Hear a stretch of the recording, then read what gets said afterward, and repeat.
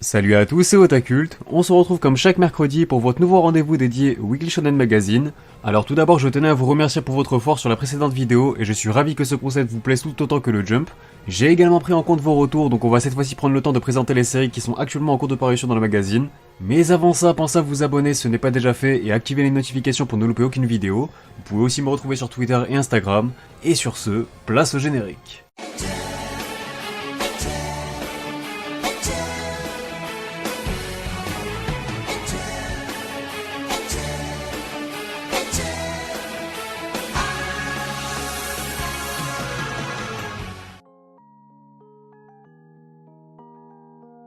Comme promis, je vous propose dans un premier temps une brève présentation des 26 séries publiées dans le Shonen Magazine afin de vous familiariser un peu plus avec certaines d'entre elles. On ne va évidemment pas s'attarder longuement sur chacune d'entre elles, sinon la vidéo serait beaucoup trop longue, vous vous en doutez bien.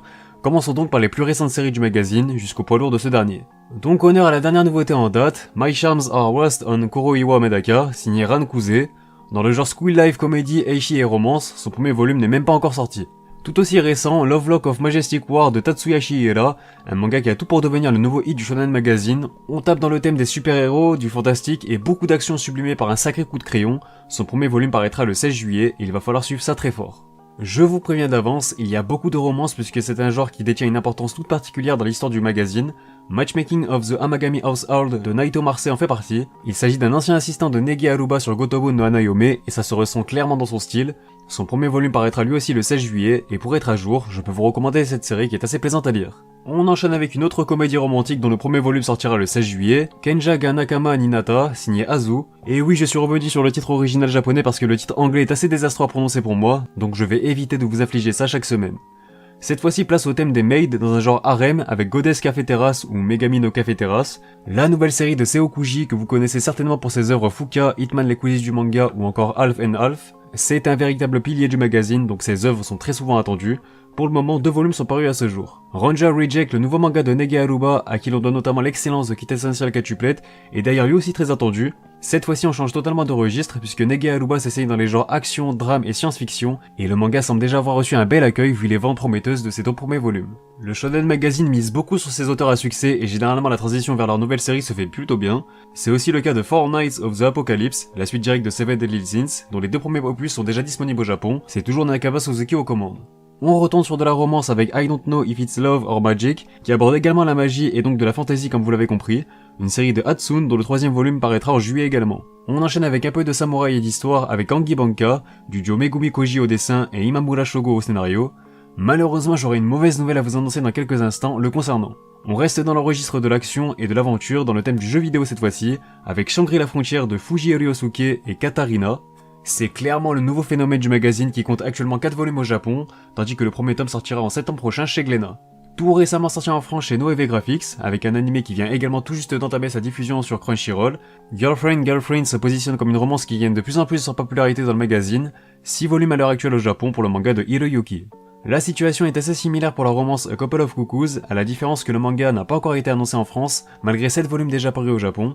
Mais bon, ça va arriver, ne vous en faites pas. Une adaptation animée est aussi prévue courant 2022 pour le manga de Miki Yoshikawa.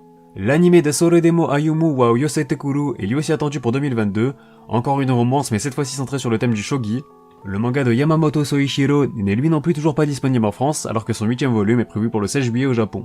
On arrive à des œuvres qui vous parleront sans doute un peu plus, du moins à un plus large public, comme Bakemonogatari, manga disponible aux éditions Pika. Il compte 13 volumes au Japon et c'est signé d'un duo assez réputé, à savoir Nishio Isin, l'auteur original et scénariste de Medaka Box, et Ogreat, l'auteur de Erger notamment. Probablement l'un des mangas qu'on ne présente plus, Blue Lock, le manga de football phénomène de la Kodensha signé Nomura Yosuke et Kaneshiro Muneyuki. Si le premier d'entre les deux vous parlera sans doute moins pour son manga Dolly Kill Kill, le second vous parlera peut-être un peu plus puisqu'il s'agit du scénariste de l'excellent Jagan.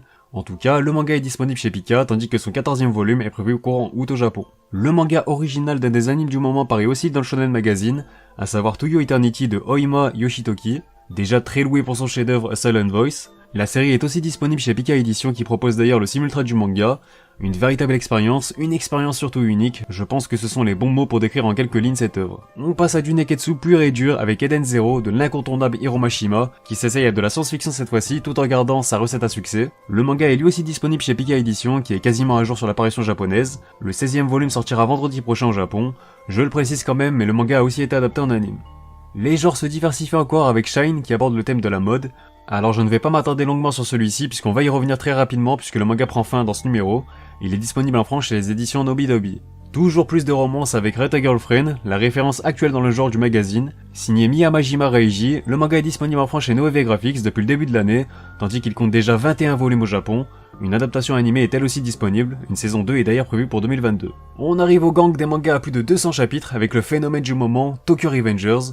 On ne le présente plus bien entendu, le Furio de Ken Wakui fait assez parler de lui aussi bien pour son manga que son anime actuellement en cours de diffusion. La série est disponible chez Glénat donc foncez lire ça, c'est une dinguerie. Enfin un peu de sport avec le pilier Ace of Diamond Second Act, la suite directe de Ace of Diamond, qui s'était conclue en 47 volumes. Cette suite compte déjà 27 volumes donc elle n'est pas toute récente non plus. Autant dire que l'auteur Terajima Yuji a des choses à raconter sur ce manga de baseball déjà culte. Malheureusement ce dernier n'est pas édité en France, mais vous pouvez vous consoler avec un animé de bonne facture, a priori réalisé par Madhouse et Production IG. Pour rappel, le manga est en pause, il effectuera son retour dans le Shonen Magazine numéro 36-37. On repart sur un peu de romance avec Denshi Kokosei au Yashina Itai Onesan no Hanashi, un manga de Hideki qui n'est pas encore disponible en France malgré 10 volumes déjà parus au Japon. Cette série a la particularité de ne proposer que des chapitres courts d'une poignée de pages dans chaque numéro, ce qui explique son faible nombre de tomes pour un aussi grand nombre de chapitres. On enchaîne avec Fire Force, l'un des principaux hits du magazine signé Atsushi Okubo, que l'on connaît aussi pour son classique Soul Eater. Série disponible chez Kana, son 30e volume paraîtra courant août au Japon, un animé est aussi disponible et il faudrait que je m'y remette au passage. Une nouvelle dose de sport avec Dream Team, aussi connu sous le nom de Ayeru no Sora. L'œuvre de Takeshi Hinata est disponible chez Glénat, elle compte 50 volumes mais malheureusement sa parution est en pause depuis un long moment maintenant, et on ne sait toujours pas quand reprendra sa publication, à noter qu'un anime est disponible. On passe à la comédie Seitoka Yaku Indomo, il s'agit même d'un yonkoma, c'est-à-dire un manga en 4 cases qui semble particulièrement plaire aux éditeurs vu sa longueur. Son 21e opus paraîtra au mois d'août également, tandis que la série de Ujiie Tozen n'est pas disponible en France, elle dispose malgré tout d'une adaptation animée pour les curieux. Et enfin, quoi de mieux que de terminer cette série de présentations par le monument du Shonen Magazine, et oui, Hajime no Ippo du long de ses plus 1300 chapitres et de ses 130 volumes maintenant dépassés, la longévité de George Morikawa m'impressionnera toujours autant, on a vraiment la chance que Kurokawa ne lâche pas la licence d'un aussi long manga en France, ça aborde la boxe et pourtant ça se renouvelle constamment, c'est dingue, c'est clairement ma série préférée du magazine, et même un de mes mangas préférés tout court, donc lisez Ippo, même si j'espère toujours une saison 4 de l'anime également, mais bon, on n'a plus de nouvelles depuis 2013 il me semble, donc je sais plus trop s'il faut y croire encore. Voilà qui est fait pour les présentations, on va maintenant passer aux séries qui ont bénéficié d'une mise en avant cette semaine. C'est donc le manga Shine qui a droit au lead color de ce numéro, afin de marquer comme il se doit la fin de la série après 4 années de publication. Son 22e et dernier volume paraîtra le 17 août, et pour rappel, vous pouvez retrouver la série en France chez Nobinobi. Les autres pages couleurs reviennent quant à elles à la romance Matchmaking of the Amagami Household, ainsi qu'à la petite pépite Lovelock of Majestic War qui claque toujours visuellement. Cette dernière a même obtenu une collaboration avec Batman Justice Buster de Shimizu Aishi et Shimoguchi Tomohiro. Kenja ga Nakama Ninata en profite également histoire que cette renouveauté ait droit à une mise en avant à l'occasion de la sortie de leur premier volume. Et enfin du côté des absents, 9 footeux de Blue Lock sont de repos cette semaine, ils reprendront l'entraînement dès le prochain numéro. Tous les mangas de sport sont donc absents cette semaine puisque je vous rappelle que Ace of Diamond Second Act reprendra sa publication dans le double numéro 36-37, tandis que le manga de Basketball Dream Team se trouve toujours en hiatus, sans la moindre nouvelle d'un éventuel retour. On enchaîne avec les informations concernant le Weekly Shonen Magazine numéro 34, le lead color reviendra donc à Shangri-La Frontière afin de célébrer le premier anniversaire de la série, les autres pages couleurs reviendront quant à elles au cultissime manga de boxe Hajime no Ippo afin de marquer le climax du combat de Takamura, et enfin, le harem Goddess Café Terrace de Seo Kuji obtiendra lui aussi une petite page couleur dans le prochain numéro. On passe à l'actu manga, et on va dans un premier temps revenir sur la mauvaise nouvelle de la semaine, il s'agit de la fin du manga Kangi Banka. L'œuvre de Megumi Koji et Imamura Shogo prend donc fin cette semaine dans ce même numéro, suite à des ventes en dessous des attentes, une série qui avait pourtant beaucoup de potentiel d'après les échos que j'ai eu donc c'est bien dommage, à noter que son 4e et dernier volume paraîtra le 16 septembre prochain. Petit point chiffre puisque Shine de Kotoba Inoya a atteint les 3,2 millions de copies en circulation en 21 volumes. On a également eu des chiffres concernant un classique du magazine, à savoir Negima de Ken Akamatsu, qui a atteint les 26 millions d'exemplaires en circulation, en incluant aussi les chiffres de Yuku Holder. Le Besatsu Shonen Magazine numéro 8 nous proposera un crossover entre Shangri-La Frontière et Wisteria of Stuff and Magic, une œuvre sérialisée dans ce même magazine par Fuino Omori, connu pour Danmachi notamment. Mais ce n'est pas tout puisque Shangri-La Frontière a également obtenu un teaser spécial visant à faire la promotion du manga. On retrouve notamment Yuma Ushida pour interpréter le personnage de Sunraku, tandis que c'est Azumi Waki qui endosse le rôle du narrateur. Et toujours afin de célébrer le premier anniversaire du manga, un site officiel a été créé pour la série, je vous mettrai le lien en description. On enchaîne avec les sorties françaises de la semaine, simplement pour vous rappeler la sortie du premier volume de la nouvelle comédie romantique Girlfriend, qui est désormais disponible chez Noeve Graphics. On passe à l'actu anime avec la bombe de la semaine qu'il faut malheureusement encore prendre avec des pincettes. Mais les rumeurs semblent se confirmer puisqu'en effet, un nom de domaine a bien été réservé et il semblerait qu'un animé soit bientôt annoncé pour Blue Lock. La suite logique pour un manga dont la popularité ne cesse de croître depuis ses débuts, d'autant plus qu'une telle adaptation se prêterait très bien à la série, et ça ferait sens et surtout suite aux vidéos promotionnelles animées qu'on a déjà pu voir. Affaire à suivre donc. On a aussi appris que A Couple of Cuckoos allait recevoir un programme spécial sur la chaîne YouTube Kadokawa Anime Channel le 24 juillet. Des informations sur son adaptation animée seront révélées lors de cet événement, notamment ce qui concerne le choix des seiyuu et du casting. Et enfin, je vous partage l'info car le manga a récemment été transféré vers le Besatsu Shonen Magazine, mais l'anime d'Orient de Shinobu Otaka a été annoncé sur Crunchyroll, prévu pour 2022, il est toujours en cours de production. On continue avec le Top Shoseki de la semaine du 28 juin au 4 juillet 2021, et on commence encore une fois avec le 6ème tome de Girlfriend qui a écoulé 7427 unités sur sa 3ème semaine, de quoi totaliser plus de 53 000 exemplaires vendus. Il reste en avant sur son précédent volume puisque ce dernier affichait 56 000 unités, mais en 4 semaines cependant. Reste à voir si son animé boostera également ses ventes, réponse dans les prochaines semaines. Le 4ème volume de Shangri-La Frontière se porte lui aussi très bien, puisqu'il totalise désormais plus de 65 000 unités en 3 semaines, là où son 3ème tome en était à 56 521 unités au même stade. On peut donc souligner une progression de 10 000 exemplaires entre les deux. Le second volume de Ranger Reject affiche un total moins élevé comme nous le montrent ses 53 624 copies vendues, mais sa 3ème semaine reste malgré tout supérieure à ses prédécesseurs, 8123 unités vendues cette semaine, et inutile de vous préciser qu'il est lui aussi sur une pente ascendante par rapport à son premier volume. Malheureusement, l'Éternel Hippo et son tome 131 ne figurent plus dans le top 50 Oricon sur sa 3ème semaine, ses 9471 exemplaires écoulés n'auront donc pas été suffisants pour lui permettre de s'y maintenir. Son compteur affiche un total de 76 186 unités, il est donc quant à lui en retard sur son précédent volume qui en était rendu à plus de 85 000 unités en autant de semaines. Le 21ème opus de la romance Rate a Girlfriend est lui aussi écarté du top 50 et accuse même un retard de 5000 unités sur son tome 20. Cela dit, ses 111 310 exemplaires vendus restent un bon score loin d'être dramatique. Et enfin, le second volume de la nouveauté Four Knights of the Apocalypse semble déjà rattraper les performances de ce dernier, même s'il lui reste encore une certaine marge à combler pour cela.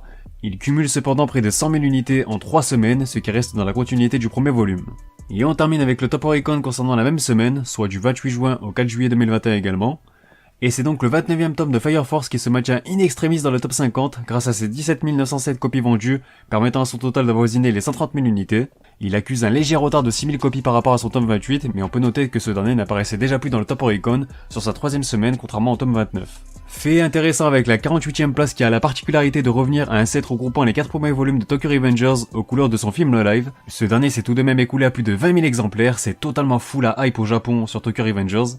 Et justement, je vous laisse déjà avec le top Tokyo Revengers qui a encore écoulé plus de 666 000 exemplaires cette semaine, le chiffre maudit.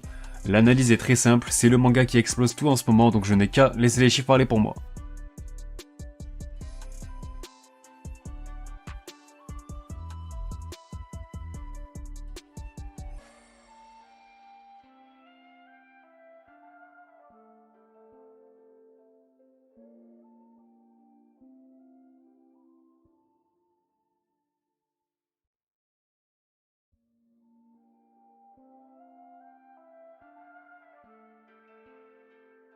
Sur ce, la vidéo est terminée, n'hésitez pas à réagir sur celle-ci dans les commentaires. Encore une fois, vos retours et vos partages sont plus que jamais importants.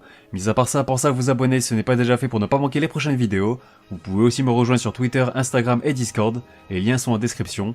Quant à moi, je vous dis à bientôt pour de prochaines vidéos, portez-vous bien et surtout, on se reverra.